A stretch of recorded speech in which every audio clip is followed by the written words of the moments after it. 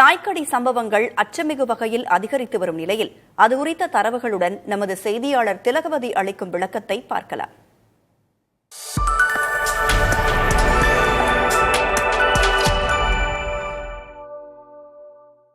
நாய்க்கடி சமீப காலமா ஒரு சமுதாய பிரச்சனையாவே மாறிக்கிட்டு இருக்கு. ஏன்னா அவ்வளவு சம்பவங்கள் நடக்குது. இது தமிழ்நாட்டுல மட்டும் இல்ல, இந்திய அளவுலயும் பெரிய பிரச்சனை தான்.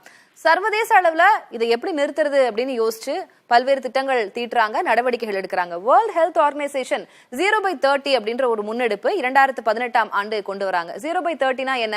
2030ஆம் ஆண்டுக்குள்ள நாய்க்கடியால வர ராபிஸ் நோயால ஏற்படக்கூடிய மனித உயிரிழப்புகளை 0 அப்படின்ற அளவுல கொண்டு வரணும். அதாவது 2030ஆம் ஆண்டு இறுதிக்குள்ள ராபிஸ்னால மனித உயிரிழப்புகள் இருக்கக்கூடாது அப்படின்றதுதான் அவங்களுடைய நோக்கமா இருந்தது. நம்ம ICMR இந்திய மருத்துவ ஆராய்ச்சி கவுன்சில் இது குறித்து என்ன சொல்றாங்க அவங்களுடைய டேட்டா படி அப்படின்னா, 4 விலங்கு தாக்குதல்கள் நடக்குது. ஒரு பூனை கடி, ஒரு குரங்கு கடி, இதெல்லாம் நடக்குது அப்படின்னா 4 சம்பவங்கள்ல 1 நாய்க்கடி சம்பவமா இருக்கு அப்படின்றாங்க. ஆன் ஆவரேஜ் ஒரு வருஷத்துல 27.5 லட்சம் நாய்க்கடி சம்பவங்கள் நடக்குது.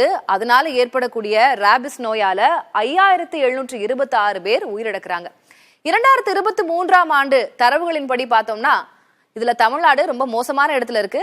2வது இடத்துல நாய்க்கடி சம்பவங்கள்ல தமிழ்நாடு இருக்கு. 4,04,488 சம்பவங்கள், நாய்க்கடி சம்பவங்கள் 2023ஆம் ஆண்டுல தமிழ்நாட்டுல மட்டும் பதிவாகி இருக்கு. முதல் இடத்துல மகாராஷ்டிரா, தமிழ்நாட்டுக்கு அடுத்தடுத்த இடங்கள்ல குஜராத், பீகார், உத்தரப்பிரதேசம் இருக்காங்க. இதுல நல்ல நிலைமையில இருக்கிறவங்க நாகாலாந்து மக்கள். வெறும் 569 நாய்க்கடி சம்பவங்கள் தான் ஒரு வருடத்துல பதிவாகி இருக்கு.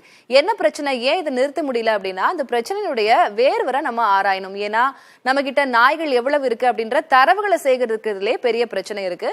முதல்ல அந்த தரவுகளை சேகரிக்கணும், எவ்வளவு ஸ்ட்ரே டாக்ஸ் இருக்கு அப்படின்ற தரவுகள் எடுக்கணும். அதற்கு அப்புறம் தான் அதுக்கான வேக்சினேஷனும் கருத்தடை குறித்த நிகழ்வுகள், அந்த நடவடிக்கைகள் எல்லாம் நம்மளால எடுக்க முடியும்.